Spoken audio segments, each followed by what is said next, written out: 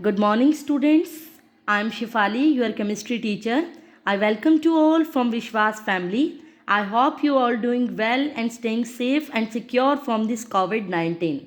During this lockdown period, we teachers decided to give you online classes. Please listen it carefully and try to do your work regularly. It's a class of plus one science and I'm starting from unit 2nd, structure of atom. And our topic starts from developments leading to Bohr's model of atom. Students, in your books, these topic given at the mid, before it there are some topics, that is discovery of proton, electron, Rutherford's and Thomson model. But those topics are not in our syllabus. We have to study just to understand it. We have just study in class 9th. So from class plus 1, we just start from this topic, developments leading to Bohr's model of atom. Actually हम इस topic को पढ़ क्यों रहे हैं? Developments leading to Bohr model of atom means Bohr model जो कि atom का मॉडल था, उसको पढ़ने के लिए ये टॉपिक हम पढ़ेंगे, उसको समझने के लिए। जैसा कि आप सबको पता है, आपने 9th क्लास में पढ़े हैं एटम, स्ट्रक्चर ऑफ एटम्स को समझने के लिए कुछ मॉडल्स के बारे में आपने पढ़ा है, थॉमसन मॉडल, रदरफोर्ड मॉडल्स, और आपको ये भी पता है कि वो मॉडल्स क्या हुए थे, सब फेल हो गए थे, उन सब की क्या थी, लिमिटेशंस थी। उसके बाद जो रदरफोर्ड मॉडल के बाद जो मॉडल आया था वो था Bohr's model, which was given by Niels Bohr. उसको स्टडी करने के लिए उसकी डेवलपमेंट जो है हमारे +1 के सिलेबस में है। इस टॉपिक को समझने के लिए हमें 2 चीज़ें पढ़नी हैं। First is dual behaviour of EM radiation, dual behaviour of EM radiation, and second is atomic spectra. ये सब आपको बुक में मिलेगा, बट आप को टॉपिक को अंडरस्टैंड करना है, मैं उसको समझा रही हूँ। हम आज जो पढ़ेंगे dual behaviour of EM radiations को पढ़ेंगे। इस टॉपिक को समझने के लिए EM radiations means electromagnetic radiations. Electromagnetic radiation समझाने से पहले कुछ टर्म्स जो हैं EM रेडिएशंस की, EM वेव्स की, मैं आपको वो समझाऊंगी, क्योंकि आपने EM रेडिएशन, इलेक्ट्रोमैग्नेटिक रेडिएशन समझना है। उसको समझने के लिए आज हम कुछ टर्म्स पढ़ेंगे।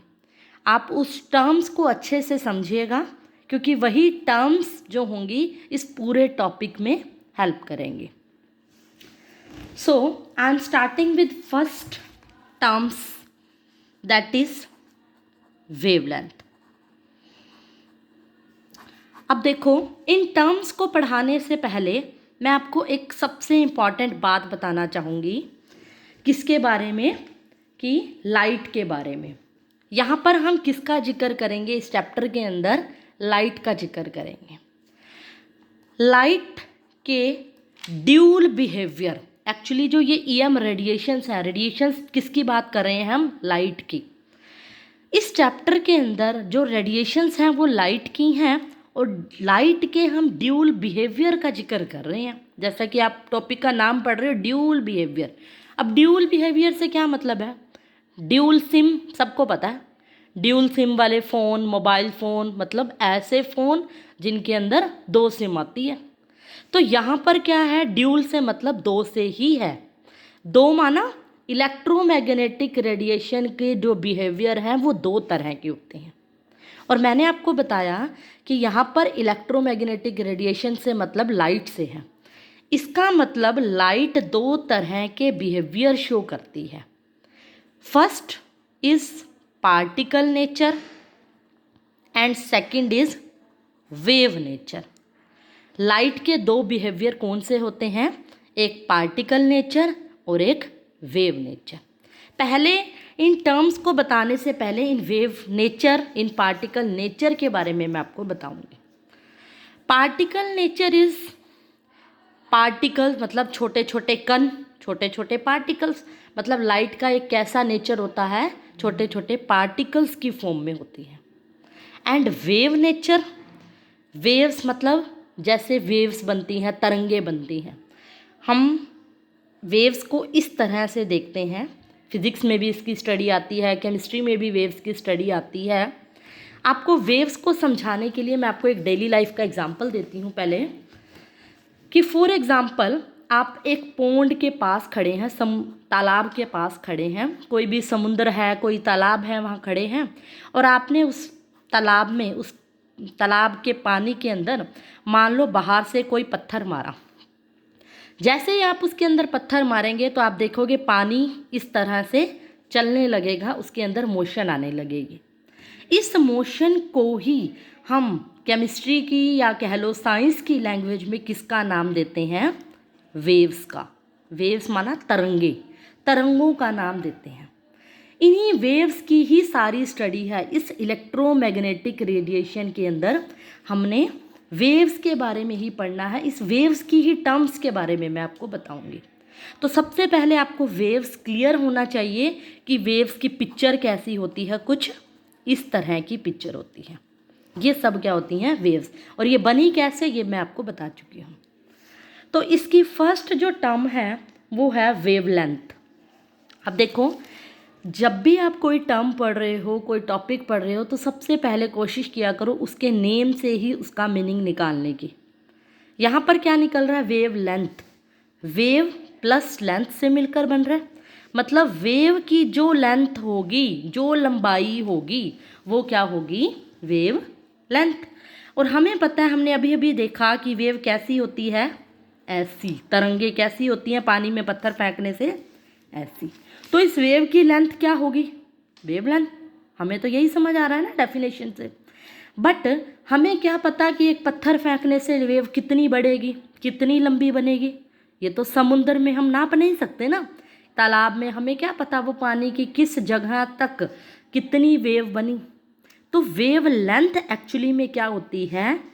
एक क्रस्ट और एक ट्रफ तक के बीच का डिस्टेंस। इसको हम क्या बोलते हैं? जो अपर पार्ट होता है उसको हम बोलते हैं crust, CRUST, and lower part को हम बोलते हैं ट्रफ। इस तरह से कई क्रस्ट, कई trough, crust trough, crust trough, इस तरह से मिलकर क्या बनती है? वेव। तो एक वेव कब कंप्लीट होती है? जब एक अपर पार्ट और एक लोअर पार्ट, मीन्स एक क्रस्ट और एक ट्रफ, इसी क्रस्ट और ट्रफ के एक कॉम्बिनेशन, एक वेव को हम क्या बोलते हैं? Wave length. मीन्स यहाँ से यहाँ तक का डिस्टेंस, यहाँ तक का ये जो डिस्टेंस होता है वो क्या होता है? Wave length. और इसको डिनोट किससे करते हैं हम? लैम्डा। बोलने में लैम्डा होता है, बल लिखने में LAMBDA, लैम्डा होता है। इसका सिंबल जो होता है कुछ इस तरह का होता है। तो मीन्स आपको अब समझ आ गया होगा वेवलेंथ क्या होती है? एक क्रस्ट और एक ट्रफ के बीच का डिस्टेंस क्या होगी? वेवलेंथ।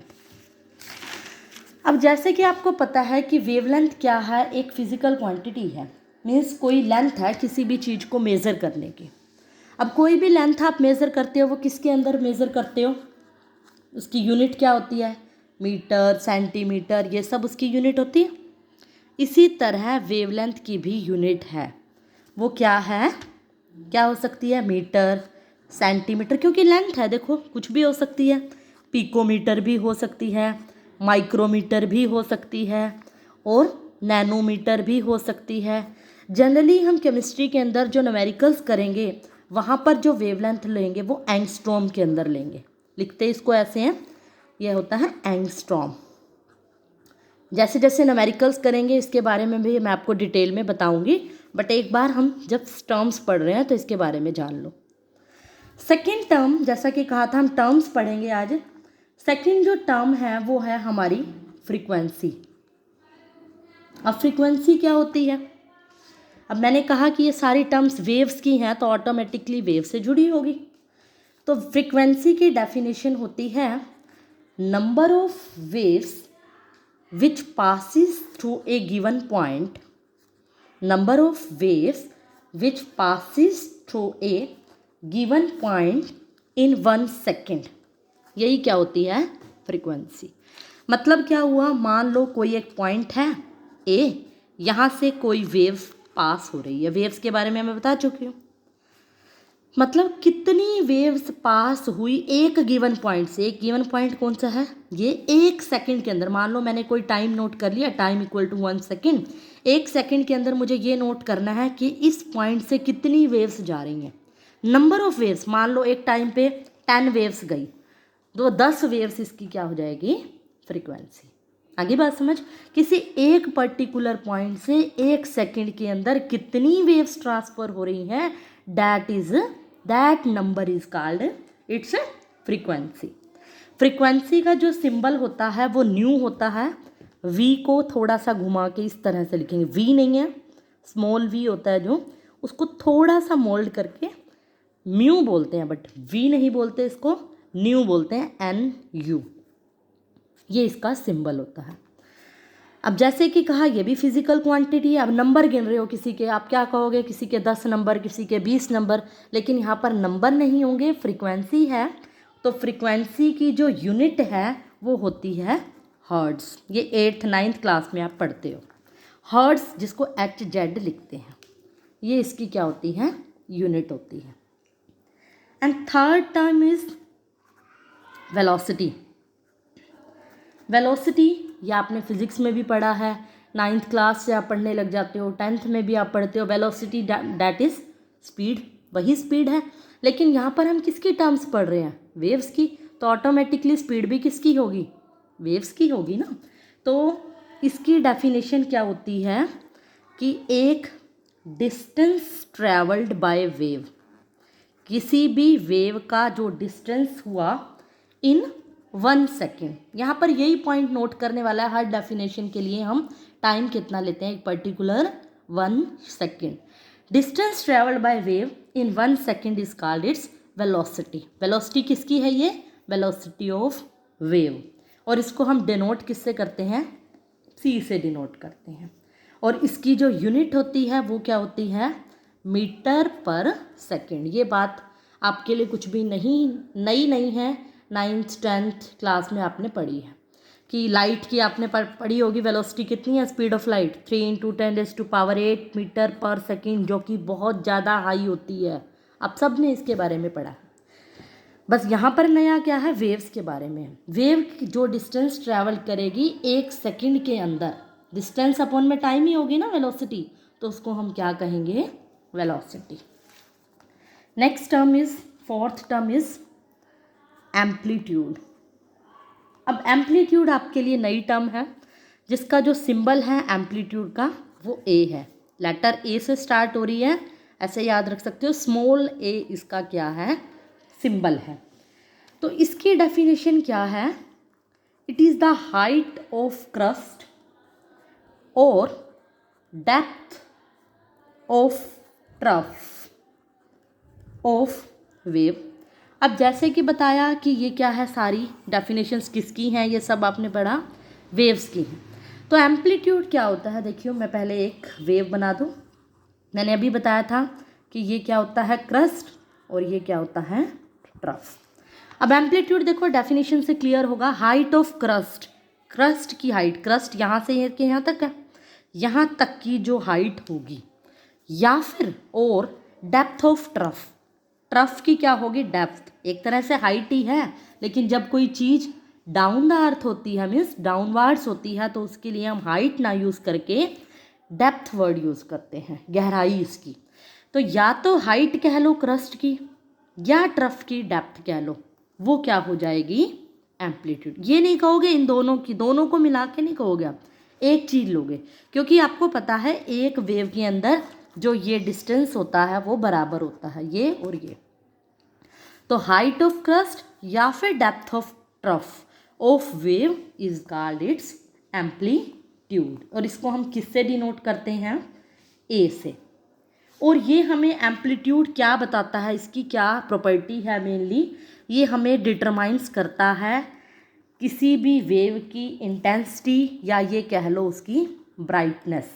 आगे हम अगले टॉपिक में इंटेंसिटी के बारे में पढ़ेंगे।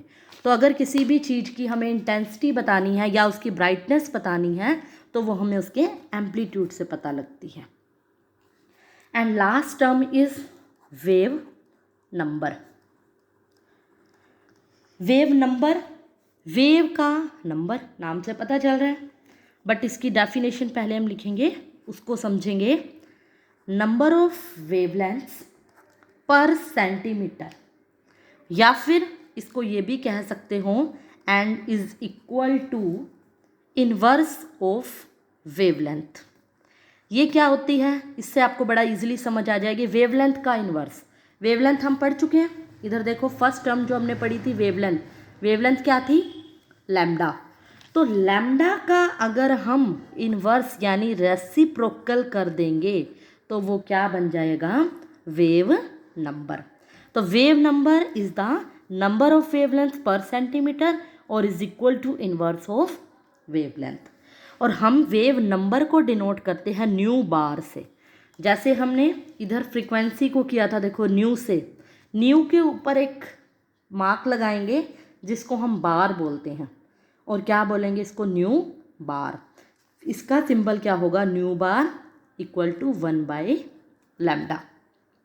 ये क्या हो गया, वेव नंबर और वेवलेंथ के बीच में रिलेशन भी है। ये तो थी पांचों टर्म्स। इस पांचों टर्म्स को बड़े ही ध्यान से समझना है, क्योंकि यही टर्म्स की हेल्प से हम पूरे चैप्टर की स्टडी करेंगे। इन्हीं टर्म्स की हेल्प से एक छोटा सा रिलेशन और मैं आपको बता रही हूँ, जो कि किसके बीच में है, रिलेशन बिटवीन वेवलेंथ। अब मैं सिर्फ सिंबल लिखूँगी क्योंकि मैं आपको इनको बता चुकी हूँ। Wavelength, wave number, frequency and velocity. Velocity को यहाँ पर ध्यान से देखो, हमने सी से किया है, ये वेलोसिटी है और ये क्या है, फ्रीक्वेंसी है, ये वेव नंबर है और ये वेवलेंथ है। इन चारों के बीच में आपस में क्या रिलेशन है, देखो आपने ये 9th 10th क्लास में भी पढ़ा है, C is equals to lambda into nu. C मतलब वेलोसिटी, लैम्डा क्या है उसकी, वेवलेंथ, और न्यू क्या है इसकी, फ्रीक्वेंसी। हो गया। न्यू इज इक्वल्स टू, अगर मैं इस इक्वेशन को थोड़ा सा मोल्ड करूं तो न्यू की वैल्यू निकालूं तो C अपॉन में लैम्डा बन जाएगा। और पीछे ही हमने पढ़ा है 1/λ इज इक्वल्स टू न्यू बार। जब मैंने वेव नंबर की डेफिनेशन बताई थी तो आपको कहा था nu bar is equals to 1/λ। तो 1/λ मीन्स इसकी जगह मैं क्या लिख दूँ, 1/λ की जगह क्या लिख दूँ, न्यू बार इंटू C। तो ये किसकी डेफिनेशन हो गई, किसका फॉर्मूला हो गया, nu is equals to nu bar into C। Nu क्या है यहाँ पर हमारी फ्रीक्वेंसी, न्यू बार क्या है वेव नंबर, और C इज वेलोसिटी। तो स्टूडेंट्स ये थी सिर्फ इंट्रोडक्शन इस चैप्टर की। इसमें हम सिर्फ टर्म्स के बारे में और रिलेशन के बारे में पढ़ा है हमने। आगे हम इलेक्ट्रोमैग्नेटिक रेडिएशंस के बारे में पढ़ेंगे नेक्स्ट लेक्चर में हम, जिसकी वजह से मैंने आपको ये सारी टर्म्स पढ़ाई, इसके बारे में हम नेक्स्ट लेक्चर में पढ़ेंगे। तो आई होप आप सबको सब कुछ समझ आ गया होगा।